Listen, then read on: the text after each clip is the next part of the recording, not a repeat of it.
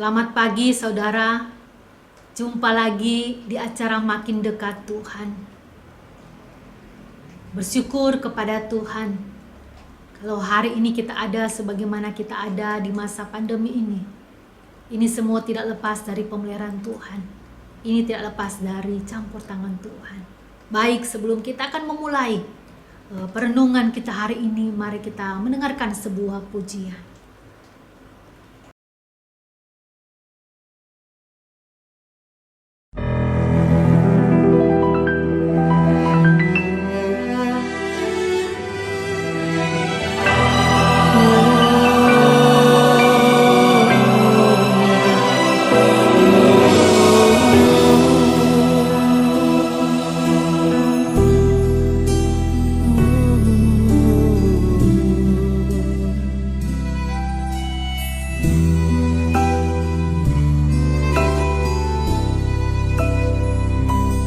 Jalan Via Dolorosa saat di Yerusalem, seorang tak berdosa disalibkan, dicaci dan dihina, diteriakan kematiannya.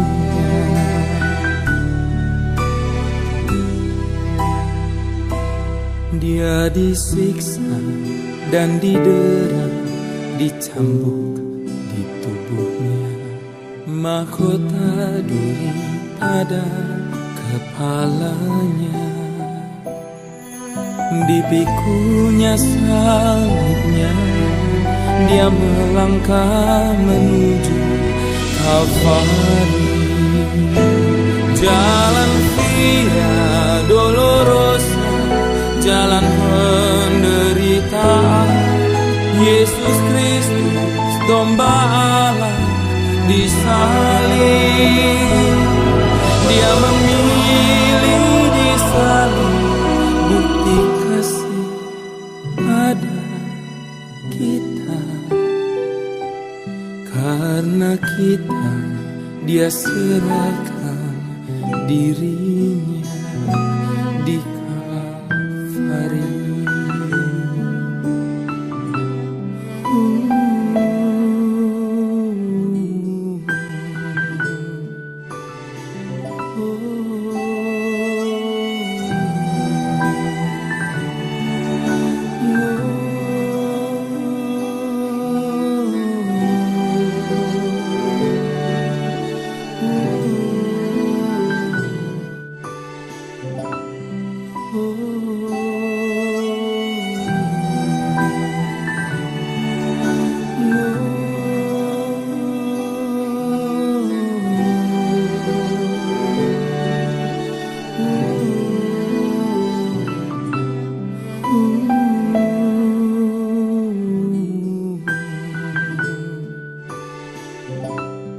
Dia disiksa dan didera, dicambuk di tubuhnya, mahkota duri pada kepalanya.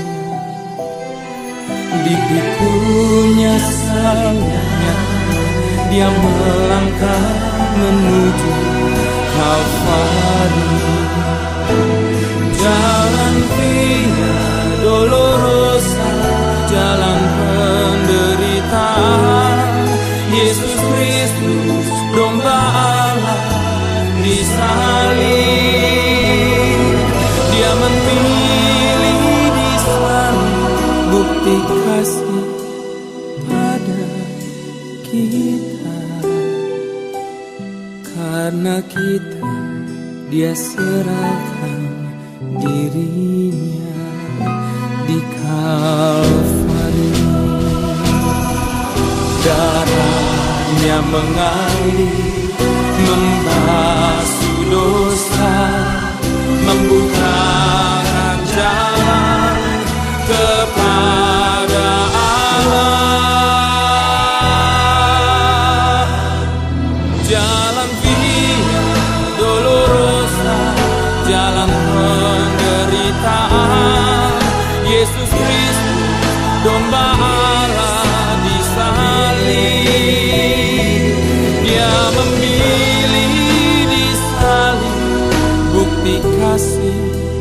kepada kita. Karena kita, Dia serahkan dirinya di Kalvari.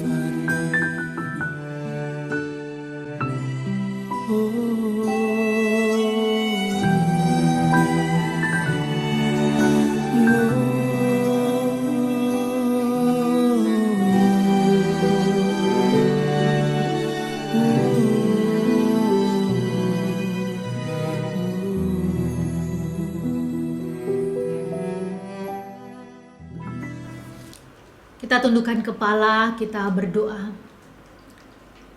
Bapa di dalam surga, tiba waktunya kami akan membaca dan merenungkan firman-Mu. Biar Engkau akan memberikan kami hati dan telinga seorang murid. Engkau membuat kami mengerti, memahami firman-Mu. Dan apa yang kami baca ini menjadi berkat buat kami, menjadi kekuatan buat kami. Kau pakai hamba-Mu yang lemah dan terbatas ini. Terima kasih Bapa. Dalam nama Yesus kami berdoa dan bersyukur. Amin.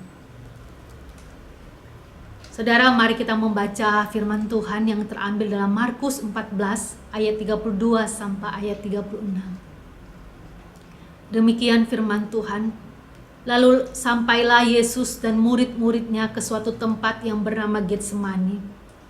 Kata Yesus kepada murid-muridnya, "Duduklah di sini sementara aku berdoa." Dan ia membawa Petrus, Yakobus, dan Yohanes sertanya. Ia sangat takut dan gentar.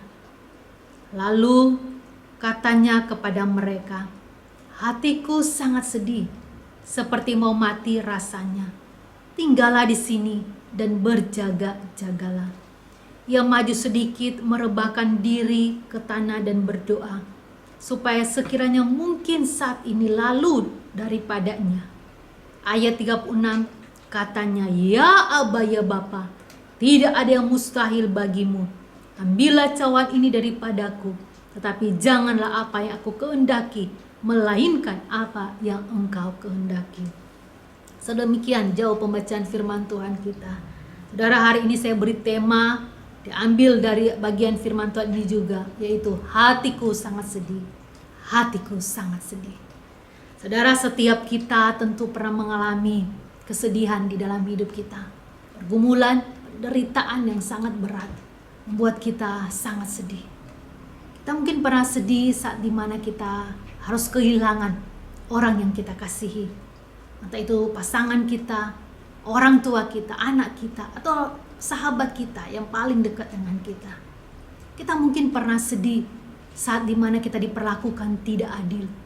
Kita pernah sedih saat dimana orang yang kita percaya, orang yang paling dekat dengan kita, dia mengkhianati kita. Kita sedih, bahkan mungkin kita pernah gagal di dalam perjalanan hidup kita ini. Kita sedih mungkin saat dimana kita harus di PHK dalam pekerjaan. Atau kita sedih saat dimana usaha kita yang kita rintis dari nol tiba-tiba mengalami masalah.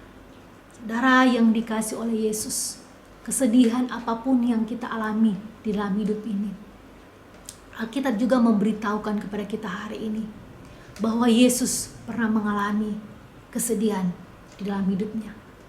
Penderitaannya, jalan salib yang harus dialami, yang harus ditanggung oleh Yesus, itu membuat hati Yesus begitu sedih. Bagian firman Tuhan jelas berkata, "Hatiku sangat sedih, rasanya seperti mau mati." Saudara, di dalam terjemahan lain dikatakan bahwa hati Yesus sangat berduka cita. Saudaraku yang dikasih oleh Yesus Kristus, di dalam situasi yang sulit, yang menyedihkan yang dialami oleh Yesus, bagian firman Tuhan memberitahukan kepada kita bagaimana Yesus memberi teladan yang indah, yang mulia. Teladan apa yang Yesus berikan kepada kita? Yaitu yang pertama, saudara, dia datang kepada Bapa. Saudara, di dalam ayat 35, di situ dikatakan ia maju sedikit, merebahkan diri ke tanah dan berdoa. Yesus menundukkan dirinya di hadapan Bapa. Yesus berbicara kepada Bapa. Dia mengungkapkan segala apapun yang dia rasakan. Dalam ayat 36 Yesus berkata, "Ya Aba, ya Bapa." Ini menunjukkan sebuah kalimat bagaimana antara Yesus dengan Bapa ada satu keintiman, ada satu kedekatan yang sangat-sangat dekat, yang tidak terpisahkan satu dengan yang lain. Dan bagi Yesus, Bapa adalah pribadi yang tepat untuk dia mengungkapkan setiap kesedihan yang dia alami. Datang kepada Bapa menjadi jawaban atas kesedihan yang Yesus alami.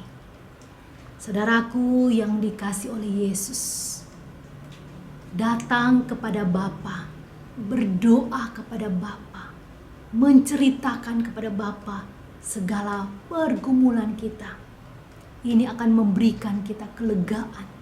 Ini akan memberikan kita kekuatan di dalam hari-hari atau saat-saat yang sulit yang akan kita alami.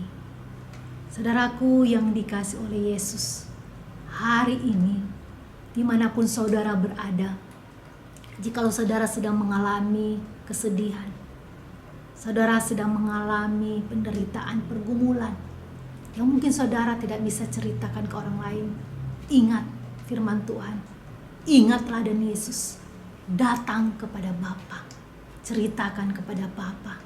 Itu akan memberikan kekuatan dan kelegaan kepada saudara. Yang kedua, saudara, apa yang kita bisa pelajari dari bagian firman Tuhan ini? Yang kedua adalah Allah bekerja di dalam kesedihan. Saudara yang dikasih oleh Yesus, sebagai manusia, kita berpikir hal-hal yang menyedihkan, hal-hal yang membuat hati kita terluka. Ini adalah sesuatu bencana dalam hidup kita. Kita mungkin berpikir ini akan menghancurkan hidup kita. Ini akan menghancurkan masa depan kita. Dan tidak jarang kita pun mungkin bisa menjadi kecewa. Kita putus asa, bahkan mungkin marah kepada Tuhan. Kita menjadi orang yang lupa bahwa Allah bekerja di dalam penderitaan. Allah bekerja di dalam kesedihan. Saudara yang dikasihi oleh Yesus, ayat 36 dikatakan, "Ya Aba, ya Bapa, tidak ada yang mustahil bagimu. Ambillah cawan ini daripadaku, tetapi janganlah apa yang aku kehendaki, melainkan apa yang Engkau kehendaki." Saudara, Yesus tahu bahwa di dalam Allah Bapa itu tidak ada yang mustahil. Segala penderitaannya, segala kesedihannya bisa segera diangkat oleh Bapa. Bapa bisa membatalkan jalan salib atau penderitaan yang Yesus akan alami. Tetapi bagian firman Tuhan ini jelas berkata bahwa Yesus tidak memaksakan kehendaknya. Yesus tidak memaksa Bapa untuk mengangkat penderitaan dia, kesedihan dia. Tetapi di sini katakan, tetapi janganlah apa yang aku kehendaki, melainkan apa yang Engkau kehendaki. Saudaraku yang dikasihi oleh Yesus, apapun yang terjadi di dalam kehidupan kita sebagai orang percaya, mari kita belajar seperti Yesus. Bagaimana kita membiarkan Allah bekerja di dalam kesedihan kita. Di dalam Roma 8 ayat 28 dikatakan Allah turut bekerja dalam segala hal untuk mendatangkan kebaikan bagi mereka yang mengasihi Dia, yaitu bagi mereka yang terpanggil sesuai dengan rencana Allah. Hidup kita ada kebahagiaan, ada kesedihan, ada suka, ada duka, ada air mata. Itu menjadi satu paket di dalam perjalanan iman kita. Saudaraku yang dikasih oleh Yesus Kristus, apapun yang kita alami, kesedihan, penderitaan itu, ingat selalu Allah bisa bekerja di dalam kesedihan itu dan penderitaan. Ingat bahwa Allah mengizinkan penderitaan, kesedihan itu kita alami terkadang itu untuk membentuk kita menjadi pribadi yang kuat, menjadi pribadi yang tegar, menjadi pribadi yang lebih dekat lagi kepada Tuhan. Mari saudara, di minggu-minggu kesengsaraan ini, mari biar kita mengingat penderitaan Yesus, kesedihan Yesus. Kita tahu kita tidak pernah sendiri berjalan dalam dunia ini. Kita tidak pernah sendiri mengalami apa yang kita alami. Karena Yesus pernah mengalaminya. Dia tahu apa yang kita rasakan. Saudaraku yang dikasih oleh Yesus, belajar dari perenungan firman Tuhan ini, ingat 2 hal. Ketika mengalami kesedihan atau penderitaan, datang kepada Bapa. Yang kedua, ingat Allah bekerja di dalam kesedihan yang kita alami. Biar sungguh firman Tuhan hari ini menguatkan kita, memperbarui iman kita, untuk bagaimana semakin dekat dengan Tuhan. Amin. Kita akan mendengarkan pujian.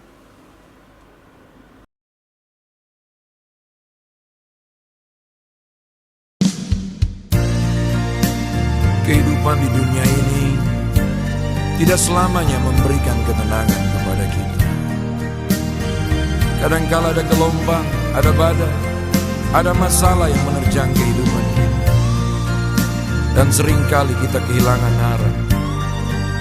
Tapi firman Tuhan memberikan jaminan yang pasti bagi saudara dan saya. Ketika persoalan melanda kehidupan kita, berserulah panggil nama Yesus. Karena dialah jawaban atas semua pergumulan kita.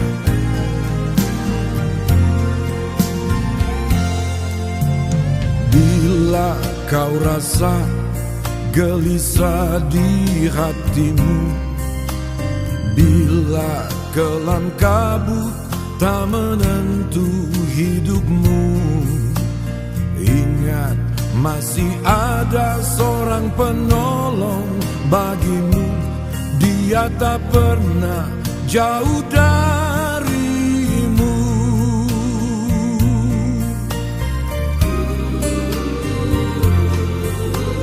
Bila kau rasa gelisah di hatimu, bila kelam kabut tak menentu hidupmu, ingat masih ada seorang penolong bagimu.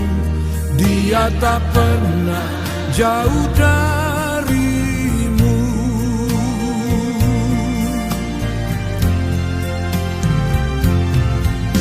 Berseru dan memanggil namanya, berdoa Dia akan segera menghampiri dirimu.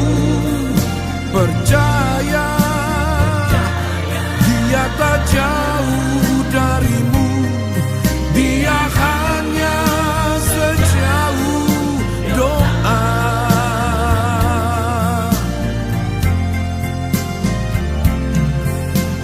Yesus berkata,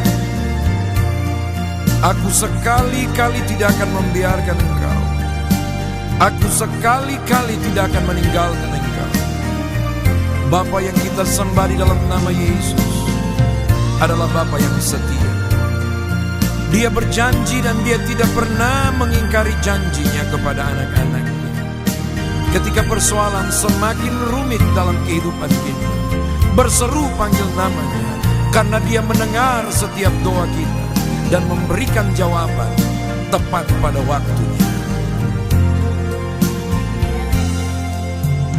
Bila kau rasa gelisah di hatimu, bila kelam kabut tak menentu hidupmu, ingat masih ada seorang penolong bagimu. Dia tak pernah jauh darimu.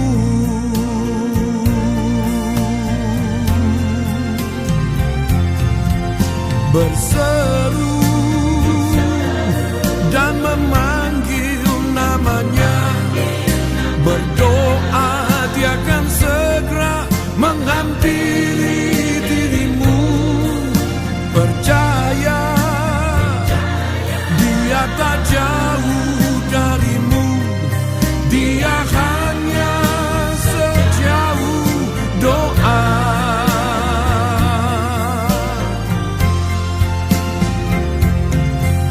berseru dan memanggil namanya, berdoa Dia akan segera menghampiri dirimu. Percaya Dia tak jauh darimu, Dia hanya sejauh doa. Dia hanya sejauh doa.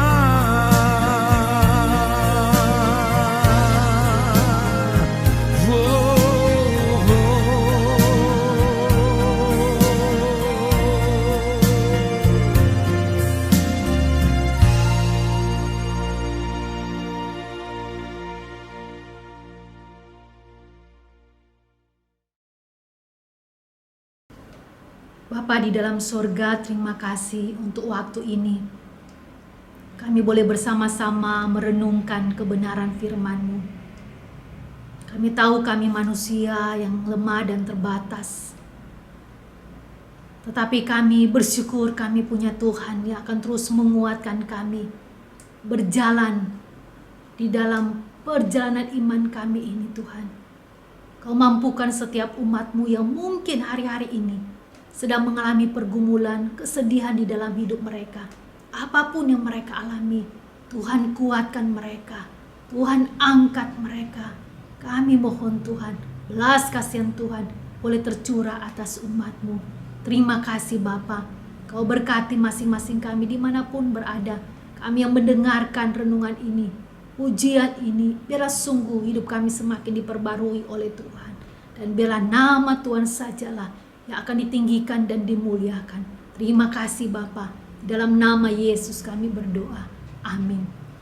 Saudara, terima kasih untuk hari ini sudah mengikuti makin dekat Tuhan. Biarlah semakin hari kita semakin dekat dengan Tuhan. Amin. Tuhan Yesus memberkati. Shalom.